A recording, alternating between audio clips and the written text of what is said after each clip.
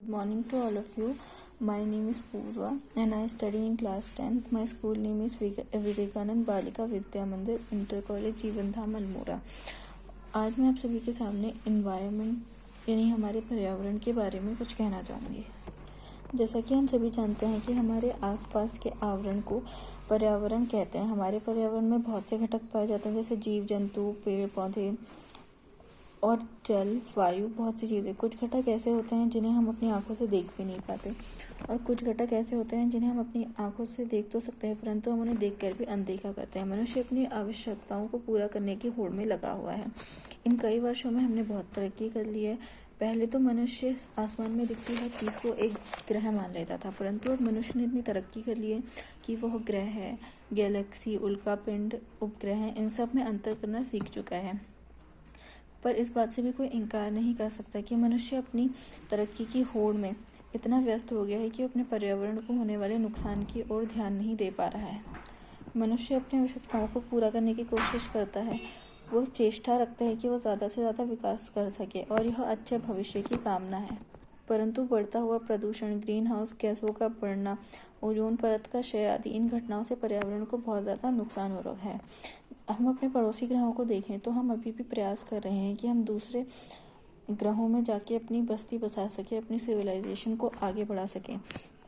परंतु अगर हम देखें तो पृथ्वी के वातावरण में 0.03% कार्बन डाइऑक्साइड, 21% ऑक्सीजन और अन्य गैसेस पाई जाती हैं। वहीं मंगल ग्रह पर 95% कार्बन डाइऑक्साइड, 0.011% ऑक्सीजन पाई जाती है और बाकी अन्य गैसें पाई जाती हैं। वहीं अगर हम पृथ्वी की बहन शुक्र ग्रह को देखें तो यहाँ पर हम अपने भविष्य का अनुभव कर सकते हैं कि हमारी पृथ्वी का भविष्य कैसा होगा।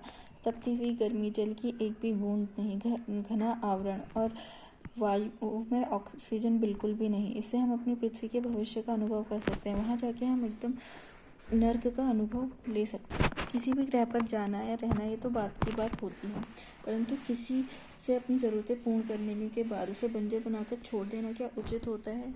जिस पेड़ ने हमें छाया दी, उसने हमें फल दिया, उसने हमें वायु दी और एक समय आने पर हमने उसी को ही छोड़ दिया, तो क्या ये उचित होता है?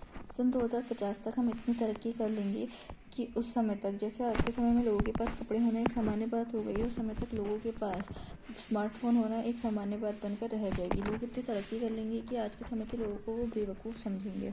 बात जानते हुए कि हमारे पास एक लंबा जीवन अंतराल है और हम पृथ्वी को बढ़ते प्रदूषण से बचा सकते हैं, लेकिन फिर भी कोई प्रयास ना करना, ये एक प्रकार से बेवकूफ़ी मानी जाए।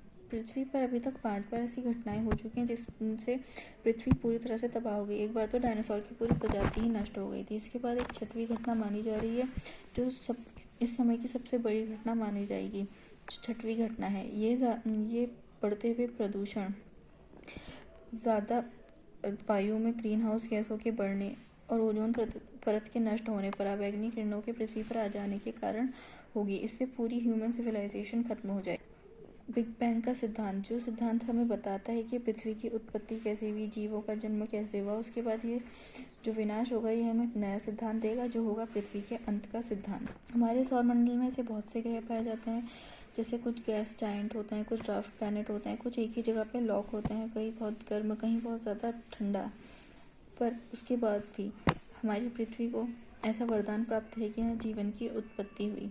इसके बाद भी अगर हम अपनी पृथ्वी की रक्षा ना करें, अपने क्रियाकलापों में थोड़ा बदलाव ना करें, तो इससे हमें ही हानि होगी, क्योंकि पृथ्वी की रक्षा करना हमारा दायित्व है। और अगर हम अपने क्रियाकलापों में थोड़ी सी कमी लाएंगे तो इससे हमें भी ज़्यादा नुकसान नहीं होगा। Thank you.